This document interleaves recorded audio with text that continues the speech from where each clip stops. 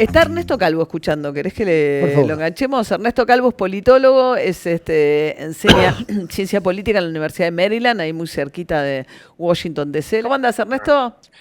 bien, decía muy interesante lo que estaban discutiendo. Acá estamos bastante similar todas las discusiones, así que no es solo Argentina. Respecto a los conflictos de interés, ¿no? Porque también Bessent, o sea, la idea de que puede haber conflictos de interés bastante serios en la intervención de Bessent en el mercado financiero argentino.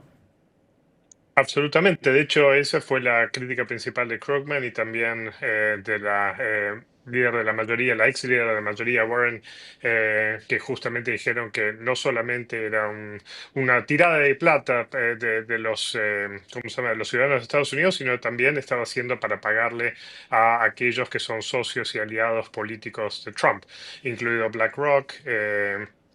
Incluido Fidelity. Entonces hay una lista de grupos que tienen inversiones en Argentina que con este préstamo, esta extensión de recursos de distintas formas del Tesoro, son justamente cubiertos. Claro, inversiones, sí, sí, tienen títulos, ¿no? Tienen bonos, o sea, sí, es verdad, digo, uno por ahí tienen algo que puede ser mucho más volátil, pero Warren decís la senadora demócrata, ¿no? Que fue la primera que salió, después salieron 36 diputados demócratas a pedir informes en Estados Unidos. Sí, y 8 senadores, y estamos viendo además justamente muchos diálogos laterales en los cuales también gobernadores han salido a comentar. Es interesante porque Argentina nunca está en la primera plana de ninguno de los diarios importantes. Hace ya un par de semanas que empezamos a ver notas en la primera plana del Wall Street Journal, del New York Times, del Washington Post, justamente porque esto es inédito. Ernesto, ¿qué repercusión y qué análisis generó la declaración de Trump diciendo que los argentinos nos estamos muriendo, que no tenemos dinero, no tenemos nada, y que él, nada, casi lo plantea como una cuestión humanitaria, como si fuéramos, ¿qué puedo decir? En la época, Ruanda, en la época de la guerra de Ruanda. ¿Alguien explicó que es un disparate?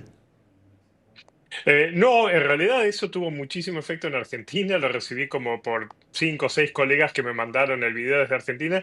Pero en Estados Unidos ha estado pasando tanto esos últimos días que en verdad eso era un comentario mucho más lateral. Digamos, en los diarios han estado publicitando la transferencia de dinero, las críticas de los senadores, de los diputados, etcétera. Pero ese comentario de Trump pasó totalmente desapercibido.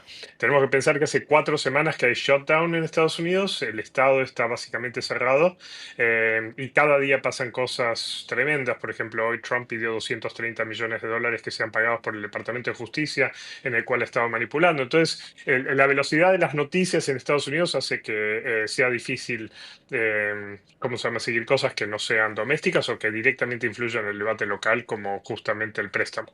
Claro, porque en realidad el argumento era como la pregunta de la periodista era, ¿por qué estamos ayudando a los argentinos? Su argumento es tan pésimo, se están ahogando, se están muriendo, era, no están bien, o sea, no es que estoy salvando a alguien que está bien, porque venía más por el argumento del lado, ¿no? De los que venden soja a China, le dicen, ¿por qué está favoreciendo a un país? Le dicen, no, es que están moribundos. Era una respuesta metida en este debate que de repente los granjeros, ¿no? De Iowa y ahora aparecen los ganaderos de Georgia, creo que son, que están diciendo, porque ahora dicen, ¿por qué vas a abrir los mercados a la carne argentina? No quiero la carne argentina entrando al mercado norteamericano. Como que se mete incluso en estados muy republicanos la discusión, no solamente la reacción de los demócratas en el Congreso. Sí, absolutamente. Y justamente el shutdown ha afectado mucho la provisión de servicios médicos en estados republicanos, pero al igual que con Argentina, si llega a abrir la exportación, aumentar la cantidad de carne que entra, va a subsidiar también a los granjeros y a los productores de carne de Estados Unidos. Por otro lado, lo que estamos viendo siempre con Trump es que aquello que quita a los estados republicanos después lo subsidia y en cambio saca después recursos a los estados son demócratas y lo hace de forma muy abierta. Respecto de lo que comentó en Argentina, se están muriendo ahí, también hay que pensar que es el estilo de Trump de este estilo medio melodramático que también utilizó al decir, por ejemplo, que las ciudades de Estados Unidos están infectadas de crimen y por eso hay que mandar a las tropas federales a intervenir en ciudades como Chicago, como Portland, como en Washington, aun cuando la tasa de crimen está en sus niveles más bajos históricos en más de 20 años. Entonces, el estilo de decir se están muriendo ahí es, digamos, muy trompista y refleja un tipo de argumentación en el cual dentro de media hora vas a decir exactamente lo opuesto y va a ser también justificación para la misma política. Ernesto, la consigna que unificó a millones de norteamericanos que salieron a la calle el fin de semana pasado fue No Kings. ¿Qué quiere decir?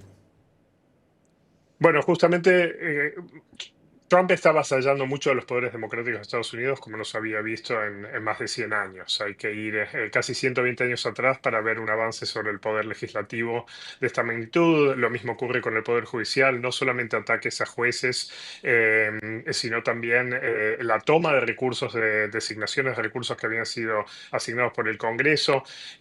Con lo cual la percepción de que se está estableciendo como un presidente imperial, y de hecho ese es el término que usan también los republicanos, una presidencia imperial, es muy resistida y es lo que está a la base de la consigna de no más reyes, no kings, que fueron marchas muy masivas. Yo fui a la de Washington y justamente hubo mucha división entre demócratas y republicanos cómo pensaban la protesta, pero la percepción local por lo menos es que es la primera protesta importante de este nuevo ciclo de Trump. Ah. Igual hay que aclarar que esa protesta es menor comparada con la que tuvimos contra las restricciones migratorias al principio del anterior mandato en el 16, o sea que el tiempo de reacción que estamos viendo sigue siendo bajo en Estados Unidos. Y también en materia de política exterior charlábamos al comienzo del programa con Ernesto, tenemos uno acá, Ernesto Calvo allá, pero charlábamos, o sea, la vuelta a la doctrina Monroe, o sea, la idea del intervencionismo en América Latina, ¿no? Porque todavía es como una percepción de que el intervencionismo acá es benévolo, en el sentido, bueno, compra pesos, y sí que va a ser este hombre con pesos, pero a la vez que compra pesos en Argentina, digo, está derribando lanchas en el Mar Caribe sin ningún tipo de, por lo menos, apego a las normas del derecho internacional respecto de cómo debiera hacerlo si efectivamente considera que transportan drogas, ¿no? Hubo una renuncia 2 años antes del titular del Comando Sur que no está muy claro si no tiene que ver con algún tipo de objeción a esto. Se supone que es por objeciones justamente porque ¿cómo se llama? El asesinato sumario de lancheros, no importa lo que estén transportando, que aun si fueran narcotraficantes, no constituyen lo que se llama acá combatiente enemigo, no permite que el ejército intervenga y mucho menos que realice esas ejecuciones sumarias. El Congreso en Estados Unidos, no solo la bancada demócrata, sino que incluso algunas voces republicanas han estado levantando la voz sobre este tema. Pero por supuesto, estamos viendo tantas transgresiones en tantas áreas que muchas de esas cosas se pierden en el ruido. Claro. Si vos haces una síntesis de estos 10 meses de Trump, 9 meses de que asumió, la reacción de la gente, porque yo te escucho y veo un punto de vista crítico, ¿los abusos de él han generado algún cambio en la polarización en Estados Unidos o se mantiene tal cual era hace 10 meses?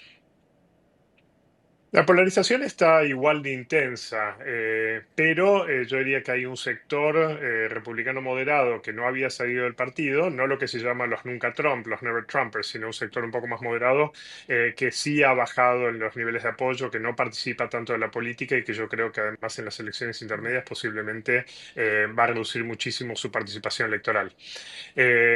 Vamos a ver dos movimientos cruzados. Por un lado, hay una pérdida de apoyo constante. Trump está en sus niveles de popularidad más bajos comparados con... Es el punto más bajo que tuvo en el término pasado, ya está en este momento en esos niveles.